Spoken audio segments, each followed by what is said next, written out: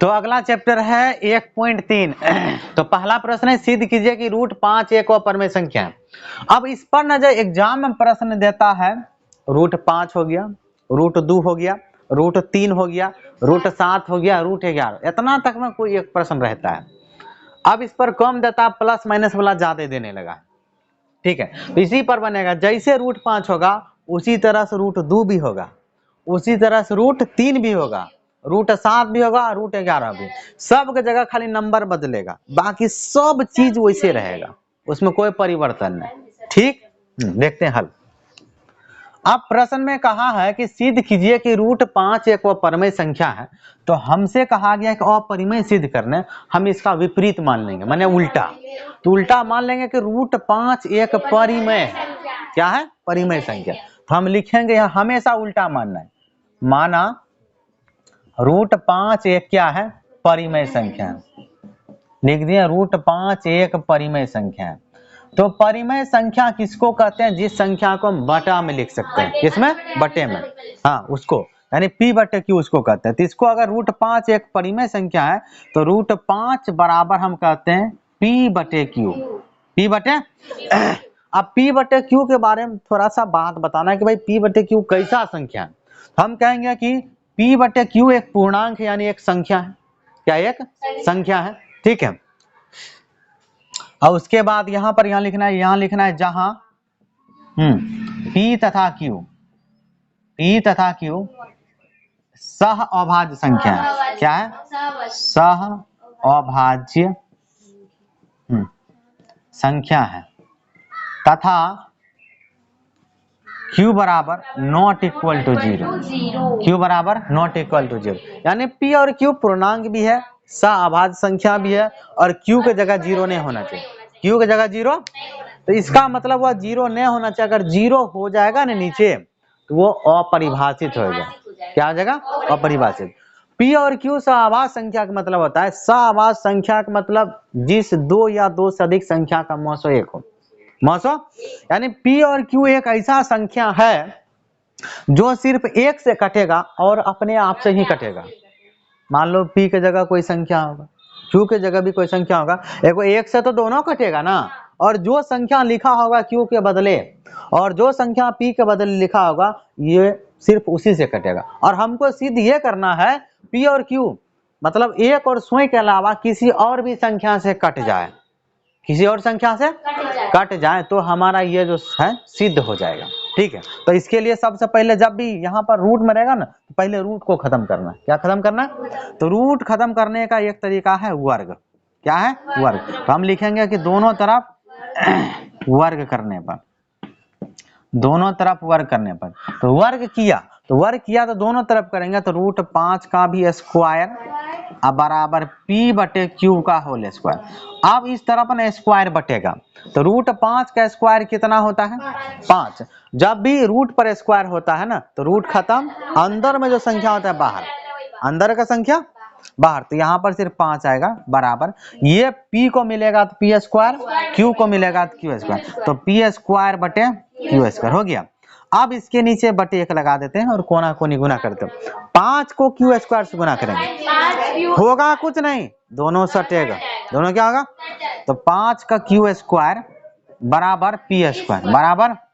अब यहाँ से ना सिर्फ हम q स्क्वायर का मान निकाल लेते हैं। किसका? तो q स्क्वायर के साथ 5 क्या चीज में? गुना का चीज, भाग मतलब बटे। तो मेरे पास आएगा कि q स्क्वायर बराबर p स्क्वायर बटे 5 हो गया ना। तो इस लाइन का मतलब यहाँ जो समीकरण बना, इसका अर्थ ये होता है कि p स्क्वायर से 5 भाग हो रहा है, मतलब विभाजित है। क्या है? तो अगर p स्क्वायर 5 से विभाजित है तो p भी 5 से विभाजित होगा। किससे? एक एग्जांपल लेके देखते हैं। अब 5 से विभाजित होने वाला कोई संख्या, जैसे मान लेते हैं कि 5 का स्क्वायर 5 से विभाजित है। किससे? ऐसा नंबर लेंगे जो 5 से कटे, तभी तो एग्जांपल समझ में आएगा। हाँ, 5 का स्क्वायर का मतलब क्या होता है? 25। क्या होता है? 25। तो 25 क्या 5 से नहीं कट रहा है? कट रहा है ना 5। तो ये जो स्क्वायर जब हटा देंगे तो भी विभाजित होगा, स्क्वायर हटाएंगे तो क्या बचेगा? 2 भी कट रहा है। वहीं भी यहाँ कहेंगे कि यहाँ p स्क्वायर 5 से विभाजित है, अतः p भी 5 से विभाजित होगा। क्या होगा? यहाँ कहेंगे कि यहाँ पी स्क्वायर कोमा 5 से विभाजित है, 5 से विभाजित है। फिर लिखेंगे अतः पी भी 5 से विभाजित होगा, विभाजित होगा। इतना करना है। फिर आगे देखते हैं।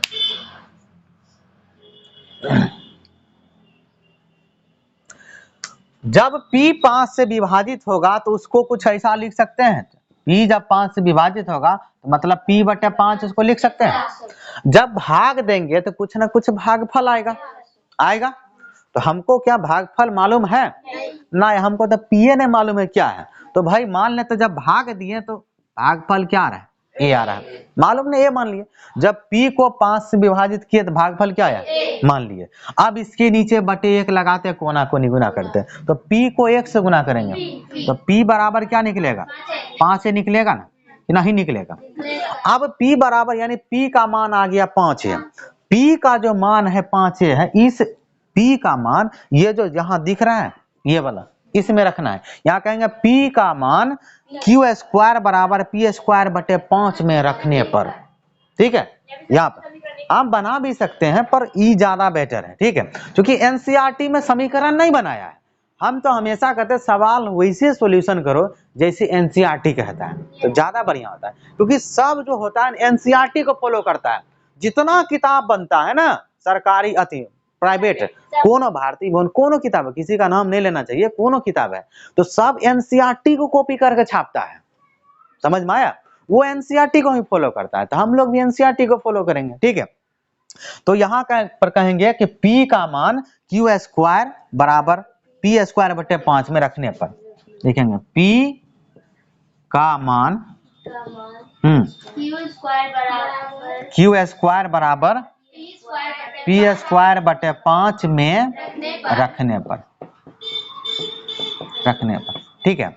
अब ये कर देना है। तो यहाँ पर पहले समीकरण लिख लेते हैं। समीकरण क्या है, क्यू स्क्वायर बराबर P स्क्वायर बटे 5 हो गया।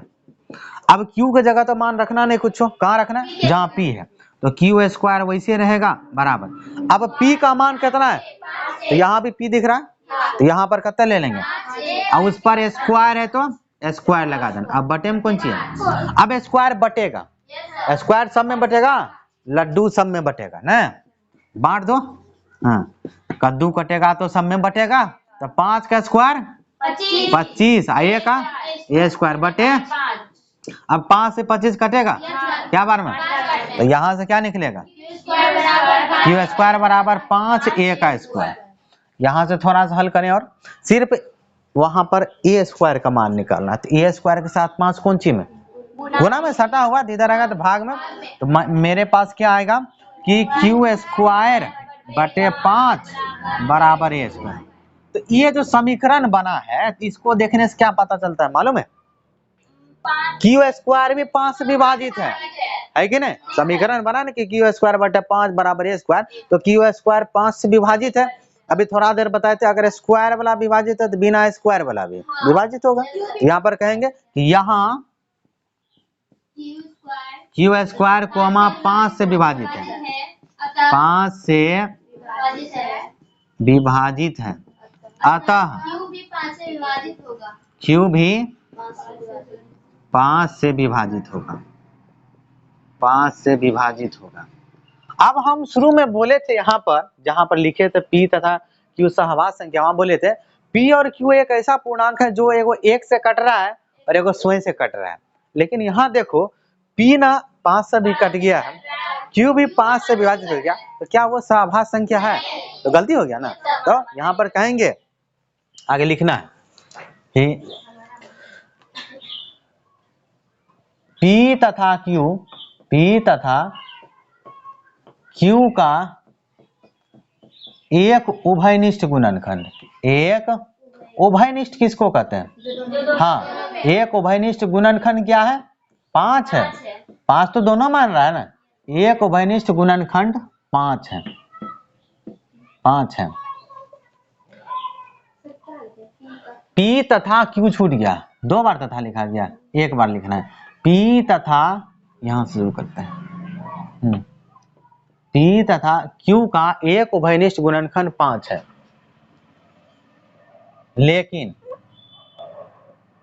लेकिन हमने माना था कि P तथा Q सह अभाज्य संख्या है, सह अभाज्य संख्या है, जिससे क्या हो रहा है, विरोधाभास होता है, जिससे विरोधाभास होता है। अतः √5 एक अपरिमेय संख्या है, अपरिमेय संख्या, यही बात छापना था। दूसरा प्रश्न है, सिद्ध कीजिए कि 3 + 2 √5 एक अपरिमेय संख्या है। तो यहां भी अपरिमेय सिद्ध करना है तो इसका उल्टा मान लेना है। तो हम क्या मानेंगे कि माना 3 + 2 √5 एक क्या है, परिमेय संख्या, एक परिमेय संख्या है। तो परिमेय संख्या जब भी मानते हैं तो उस संख्या को हम किसके बदले में यानी किसके बराबर लिख सकते हैं, हाँ, यानी वो हमेशा P/Q के बराबर होगा। तो हम कहेंगे कि इसीलिए 3 + 2 √5 ये गजब का रूट बन गया भाई, हाँ, 2 √5 बराबर क्या, P/Q। और P/Q के बारे में हमेशा कहते हैं एक लाइन लिखो, बिना लिखले नहीं बनेगा। जहां P तथा Q सह अभाज्य संख्या है तथा Q बराबर ≠ 0, ये लाइन याद रखना है। जहां P तथा Q सह अभाज्य संख्या है, सह अभाज्य संख्या है, ठीक, तथा Q बराबर ≠ 0। तो सह अभाज्य संख्या का मतलब जिस दो संख्या का मौसम एक है, यानी ये P और Q सिर्फ एक से कटेगा और एक अपने आप से कटेगा, इसके अलावा किसी और से नहीं कटेगा। इसमें जो लिखे हैं इसका अर्थ वही है, ठीक है। अब आगे यहाँ पर देखो, ये पहला सवाल दूसरा सवाल में बहुत अंतर है, ठीक है। उसमें सिर्फ एक संख्या थी, इधर सब हटा देंगे, 6, 5 जो है ना रूट का वो था, पर इसमें नहीं है। इसमें 3 + 2 √5 है ना। तब इसको क्या करेंगे, धीरे धीरे। अब पिछला सवाल में हम सिद्ध किए हैं ना कि √5 क्या है, अपरिमेय सिद्ध किए हैं ना, देखते हैं। अब यहां से अगर हम इसको लिखना चाहें तो पहले 3 उधर जाएगा, 3 यहाँ क्या है, प्लस में, उधर जाएगा माइनस में। जब 3 चला गया तो हमारे पास बचा 2 √5 बराबर P/Q और माइनस का 3, माइनस का दोनों बटे में, इसके नीचे हम चारी लगा दो, हो गया। अब एलसीएम लो, एक और Q का कितना हो गया, Q हो गया। तो यहाँ पर लिखेंगे 2 √5 बराबर एलसीएम हुआ क्यूब, है ना, सेम ऊपर वाला का बर्थडे हो गया, और नीचे यहाँ अलग है। तो 1 से Q में भाग दिया, Q बार में, और Q को 3 से गुना किया, 3Q हो गया। अब क्या दोनों घटेगा, नहीं, अलग अलग है। इसका जात है Q, इसका जात है P, तो जात भाई रहेगा तब ना, अलग जात के बाद में छोड़ देते हैं। 2 को भेजो उधर, 2 क्या है, उसको प्लस में दिखता है, पता नहीं कौन आंख से देखती है, इतना बड़ा आंख है क्या। अरे बुर्बक, 2 के साथ ने ये जो √5 है ना सटा हुआ है, तो सटा हुआ है तो गुना में हटेगा, अपने जगह भाग में हो जाएगा, है ना। तो गुना की चीज अगर भाग में बदलेगा तो भाग का मतलब बटे में, एगो नंबर पहले से यहाँ भाग में है, दूसरा लिखना तो कैसे लिखेंगे, गुना डाल के ई चले जाएगा उधर, तो यहाँ क्या बचेगा, तो √5 बचेगा। पैर कहाँ झुला रही है, पैर में जाता बाना ले क्या, गचा भाले यार। तो P माइनस का 3Q अब बटे, अब Q गुना कौन चीज, फिर प्लस, सब बोतली सब हो गई है। यहाँ 2 गुना में भाग में जाएगा तो गुना कौन चीज, तो दोनों गुना करो, कितना आएगा, 2 क्यूब आएगा उधर, इधर √5 बराबर P माइनस का 3Q बटे 2Q हो गया।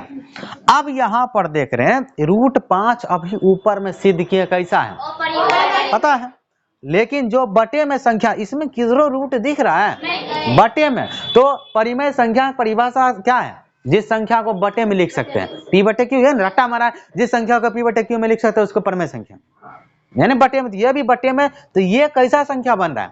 परिमेय। ये कैसा संख्या?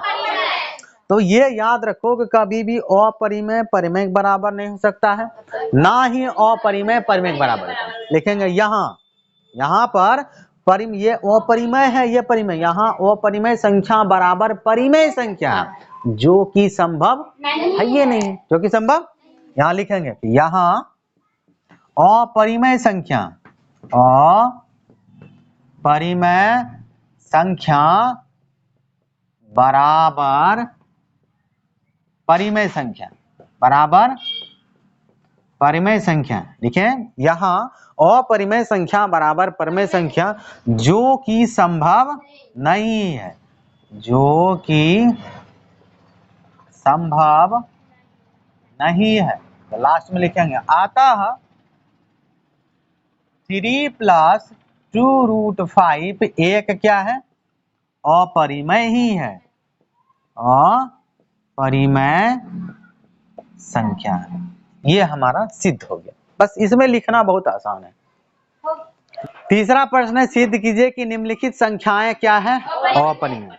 इसमें 3 सवाल है, जिसमें पहला है 1/√2। तो इसको सिद्ध करना है, तो जितना भी अपरिमेय है हमेशा उल्टा क्या मानेंगे? परिमेय। तो पहले हल, उसके बाद फिर चल लिखेंगे माना 1/√2 एक क्या है? परिमेय संख्या। एक क्या है? परिमेय। एक परिमेय संख्या है। अगर परिमेय संख्या है तब ये रटा रहे हैं p/q। हाँ, इसीलिए कहेंगे कि 1/√2 बराबर क्या? p/q। तो एक लाइन रटे। अरे भाई रूट में है ना, वर्गमूल निकलेगा, वर्गमूल निकलेगा। आप क्या ना जबरदस्ती हटा देंगे? कथी करके? कथी बोले क्या ना हर पर में करण करेंगे, हर पर में करण करेंगे, नीचा फिर ऊपर में तो आएगा, तो फिर तैयो तो पर में रह गया। परिमेय संख्या का मतलब उसमें किधरों रूट नहीं दिखना चाहिए। अगर रूट है तो उसका पूरी वर्गमूल निकलना चाहिए। बुझो किदा? यहाँ पर लिखेंगे जहां P तथा Q सह अभाज्य संख्या है, सह अभाज्य संख्या है, तथा नॉट इक्वल टू 0। हो गया? यानी P और Q का सिर्फ एक और स्वयं के अलावा कोई और गुणनखंड नहीं है। ठीक है, यही चीज लिखा हुआ है। उसके बाद सबसे पहले सवाल में रूट भी है। ठीक है, एक काम करते हैं, रूट को गोली मार देते हैं, अब बाकी चीज को कोना कोनी गुना कर देते हैं। ठीक है, तो रूट को रहने से बाद में फरियाएंगे, तो गुना करते हैं। तो मेरे पास आएगा कि √2 को P से गुना करेंगे, क्या √2 P नहीं होगा? पहला होगा। अब बराबर क्या हुआ? Q हुआ ना। अब रूट दिख रहा, अब इसका ना रूट पहले खत्म करते हैं। तो रूट खत्म करने के लिए बताया था दोनों तरफ वर्ग करने पर। तो यहाँ पर लिख देते हैं दोनों तरफ वर्ग करने पर। तो दोनों तरफ वर्ग करने पर, वर्ग किया, इधर करेंगे तो दोनों का होल स्क्वायर, यानी इसको लिखेंगे √2 P का होल स्क्वायर बराबर Q का स्क्वायर। हो गया। स्क्वायर बटेगा, स्क्वायर कहावते है, कद्दू कटेगा तो सब में बटेगा, यहाँ भी बटेगा। तो ये जो स्क्वायर है √2 को मिलेगा, क्या बनेगा? 2 बनेगा। रूट वाला पर बटेगा स्क्वायर, तो ये पूरा संख्या बाहर निकलेगा 2। अब P स्क्वायर अब बराबर क्या हुआ? Q square. यही ना हुआ? अब यहाँ पर क्या करें? एगो चीज सूझ रहा है। क्या सूझ रहा है? ये ना 2 को उधर भेज देते हैं, P को अकेला कर देते हैं, P स्क्वायर को अकेला। तो P स्क्वायर के साथ 2 क्या चीज में? ये बहुत लिखती है, देखती नहीं है, कपार नहीं सीखेगी, समझ गई? तो उधर जाएगा तो कौन चीज बदलेगा? तो P स्क्वायर बराबर Q स्क्वायर बटे 2। अरे सबसे बेसी अगर कपार खाएगा तो यही सब्जेक्ट है, बाकी सबों में पास होता है, इसी में जाकर फेल होता है। एक बचपने से मैथ पढ़ता है तब यो सब दिन समझाते हैं, समझो। ठीक है, तो ये हुआ। तो यहाँ पर ये जो समीकरण बन रहा है पी स्क्वायर बराबर क्यू स्क्वायर बटे 2, इससे क्या देख रहे हैं कि क्यू स्क्वायर 2 से विभाजित है, क्यू स्क्वायर 2 से विभाजित है, तो क्यू भी 2 से विभाजित है। कहेंगे यहाँ इसको लिखना पड़ेगा, यहाँ क्यू स्क्वायर कोमा 2 से विभाजित है, 2 से विभाजित है। अतः क्यू भी 2 से विभाजित होगा ना। तो हम बताएं क्यू जब 2 से विभाजित होगा तो उसको लिख सकते हैं कि क्यू बटे 2 लिख सकते हैं। तो क्यू स्क्वायर बटे 2 तो लिखा हुआ है, तो क्यू विभाजित होगा दोस्तों क्यू बटे 2, भाग लग रहा, तो भागफल कुछ ना कुछ आएगा। तो ये मान लिए, क्या मान लिए, ये आ रहा। अब इसको बटे में बना देते, कोना कोनी गुना करते हैं। तो क्यू को 1 से गुना करेंगे, क्यू बराबर a गुना 2a हो गया। अब जो q का मान है 2a, तो ये जो समीकरण है ना यहाँ पर पी स्क्वायर बराबर क्यू स्क्वायर बटे 2 इसमें रख देंगे। यहाँ कहेंगे q बराबर 2a पी स्क्वायर बराबर क्यू स्क्वायर बटे 2 में रखने पर क्या लिखेंगे कि क्यू स्क्वायर बराबर 2a कोमा पी स्क्वायर बराबर क्यू स्क्वायर बटे 2, ठीक है, ए में रखने पर लिख दिया। या ये भी लिख सकते हैं क्यू का मान इस तरह से पी स्क्वायर बराबर क्यू स्क्वायर बटे 2 में रखने पर। एक ही अर्थ हुआ, अर्थ वही है, सेंस वही आना चाहिए जो भी लिखे हैं। तो रख दिए, तो यहाँ पर इसी में रखना है, तो इस पूरा चीज को लिख लेते हैं। पूरा है पी स्क्वायर बराबर क्यू स्क्वायर बटे 2, तो कहाँ पर रखना है भाई, जहाँ क्यू है वहां 2a लेना है। तो क्यू यहाँ देख रहा है, तो 2a लेंगे, उस पर स्क्वायर है तो स्क्वायर वैसे रहेगा। तो यहाँ पर आएगा पी स्क्वायर, क्यू की जगह क्या लेंगे 2a, तो 2a उस पर पहले से स्क्वायर है, तो इस पर भी स्क्वायर, नीचे में 2 भी करेगा, हो गया। तो आगे क्या आ रहा है, पी स्क्वायर बराबर स्क्वायर बटेगा 2 का स्क्वायर 4, a का a स्क्वायर, तो 4a स्क्वायर बटे 2 से ये 4 2 बार में कटेगा, तो क्या आया कि पी स्क्वायर बराबर 2a स्क्वायर, उसको 4 हो गया, बड़का आंख वाली है ना, तो ज्यादा दिखता है उसको, मालूम नहीं कौन सा आंख से देख रही है, इतना बड़ा बड़ा लौक रहा है क्या। बार बार कहते हैं भाई 2 ऐसे आए ए स्क्वायर, ये ना 2 दूनी 4, अरे बाप रे बाप, स्क्वायरों गुना होने लगता है इसको, बखल लिया। अब यहाँ पर क्या देखें, अब थोड़ा सा बचा हुआ है, तो यहाँ पर लिखेंगे 2 को इधर लाओ, तो पी स्क्वायर बटे क्या बनेगा 2 बराबर क्या बनेगा। अब ये जो समीकरण है, तो यहाँ पर क्या स्क्वायर छूट गया, तो पी स्क्वायर 2 से विभाजित है, तो पी भी 2 वही लिखना, यहाँ पी स्क्वायर कोमा 2 से विभाजित है, 2 से विभाजित है, अतः पी भी 2 से विभाजित होगा।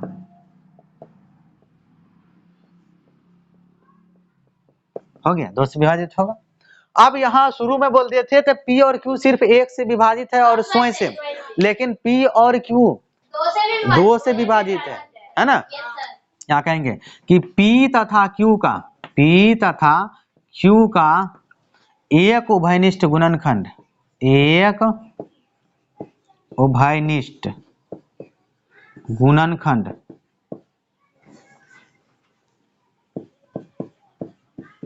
एक उभयनिष्ठ गुणनखंड क्या है 2 है। लेकिन हमने माना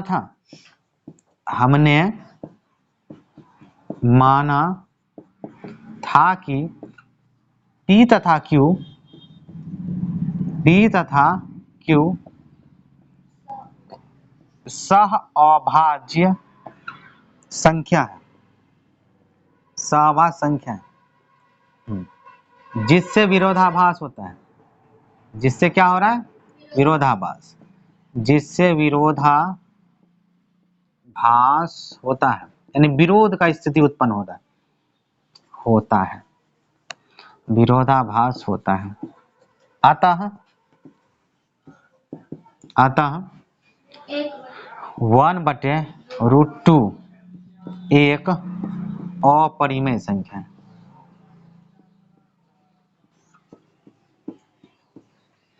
हो गया, ये हो गया अपरिमेय। दूसरा है 7√5, इसको भी अपरिमेय सिद्ध करना है। तो मान लेते हैं, माना फिर से कि माना कि 7√5 एक क्या है, परिमेय संख्या। हमेशा विपरीत मानना है, एक परिमेय संख्या है। ठीक है, परिमेय संख्या है तो इसको क्या लिखेंगे, इसीलिए 7√5 बराबर क्या, हाँ P/Q। तो P/Q के बारे में एक शब्द बोलते हैं, लाइन लिखना, हाँ, जहां P तथा Q सह अभाज्य संख्या है, सह अभाज्य संख्या है, तथा क्या बोलेंगे, Q बराबर नॉट इक्वल टू 0। यानी P और Q एक ऐसा संख्या है जो सिर्फ एक और अपने आप से कट रहा है, उसके सिवा किसी दूसरा संख्या से नहीं कट रहा है। अब यहाँ से क्या करते हैं, सबसे पहले प्रश्न में हमने सिद्ध किया था √5 क्या है, अपरिमेय। जिसमें √5 दिख रहा है ना, वो तो मालूम है, एगो 7 फालतू दिख रहा है, फालतू को हटा देते हैं। इधर 7 क्या चीज में है, उधर जाएगा भाग में, भाग में बटे में, एगो चीज पहले से भाग में, क्या चीज, Q। तो दूसरा लिखेंगे गुना देकर, दूसरा लिखेंगे, तो हमारे पास आएगा √5, 7 तो उधर चला गया, P/Q गुना 7, है ना, इस तरह से। तो दोनों को गुना करेंगे तो क्या आएगा, √5 बराबर P/7Q, P/7Q आया। √5 एक अपरिमेय संख्या है, मालूम है। आप ये बटे में है तो कैसा संख्या, परिमेय। इसमें कहीं भी रूट दिख रहा है उधर, तो ये है अपरिमेय, ये है परिमेय, तो बीच में है बराबर। तो अपरिमेय संख्या बराबर परिमेय संख्या कभी संभव नहीं है। यहाँ लिखेंगे, यहाँ अपरिमेय संख्या, अपरिमेय संख्या बराबर परिमेय संख्या है, जो कि संभव नहीं है, जो कि संभव नहीं। अतः जो संख्या है 7√5 एक क्या है, अपरिमेय संख्या, एक अपरिमेय संख्या। हो गया, ये सब प्रश्न बहुत आसान। तीसरा प्रश्न है 6 + √2, इसको भी सिद्ध करना अपरिमेय। तो हल लिखेंगे, फिर से वही, माना 6 + √2, सवाल में √2 ही ना, √2 एक अपरिमेय संख्या, एक क्या है, हाँ, अपरिमेय संख्या। और गलत लिखा गया, परिमेय संख्या, अपरिमेय था ये, इसका विपरीत मानना है। तो यहाँ लिखेंगे, माना 6 + √2 एक परिमेय संख्या, उल्टा मानना हमेशा। ठीक है, तो अगर है तो उसको, ये जो संख्या है इसको किसके बराबर लिखेंगे, P/Q के बराबर कहेंगे। इसीलिए 6 + √2 बराबर P/Q। तो बोले हैं P/Q पूर्णांक होता है, यानी कोई संख्या है। तो यहाँ पर लिखेंगे, जहां P तथा Q सह अभाज्य संख्या है, सह अभाज्य संख्या है। फिर बोलेंगे तथा, तो अथवा का Q बराबर नॉट इक्वल टू 0। हो गया। अब यहां से बारी बारी से भगाना है, बारी बारी से भगाना है उधर। तो इधर जो है 6 प्लस में, उधर जाएगा माइनस में, तो यहाँ बनेगा √2 बराबर P/Q -2 बनेगा, -2। ये बटे में, इसको भी बटे में बनाते हैं। Q और 1 का लघुत्तम यानी LCM निकालना है। तो √2 बराबर Q और 1 का LCM Q और 1 का LCM Q हो गया। सेम है ऊपर वाला सेम आएगा, P आएगा। अलग, ये अलग है, यहाँ भी अलग है। तो एक, हाँ, अच्छा गड़बड़ हो गया, थोड़ा सा गड़बड़, यहाँ पर 6 हो गया, यहाँ पर 6 है, यहाँ पर 1 है, थोड़ा सा गड़बड़। अब यहाँ 1 से भाग दिए क्यू में, कितना बार में कटेगा? क्यू बार में, और क्यू को 6 से गुना किए 6 क्यू हो गया। अब यहाँ से क्या दोनों को घटा सकते हैं? नहीं हो तो छोड़ देंगे इसको इसे। अब बताएं कि जब भी बटे वाला चीज है तो इसमें कहीं रूट है? नहीं, तो वो परिमेय संख्या, वो क्या? अब यहाँ रूट में संख्या है, क्या रूट 2 का वर्गमूल निकलेगा? नहीं निकलेगा। इसका मतलब ये क्या है? अपरिमेय। क्या है? अपरिमेय। ये अपरिमेय संख्या बराबर इधर परिमेय संख्या, यहाँ कहेंगे यहाँ अपरिमेय संख्या बराबर परिमेय संख्या, जो कि संभव नहीं है। इसमें इतना लिखना है, लिखेंगे यहाँ अपरिमेय संख्या, अपरिमेय संख्या बराबर परिमेय संख्या, बराबर परिमेय संख्या है, जो कि संभव नहीं है, जो कि नहीं है। अतः क्या संख्या? 6 प्लस रूट 2, 6 प्लस रूट 2 एक अपरिमेय संख्या।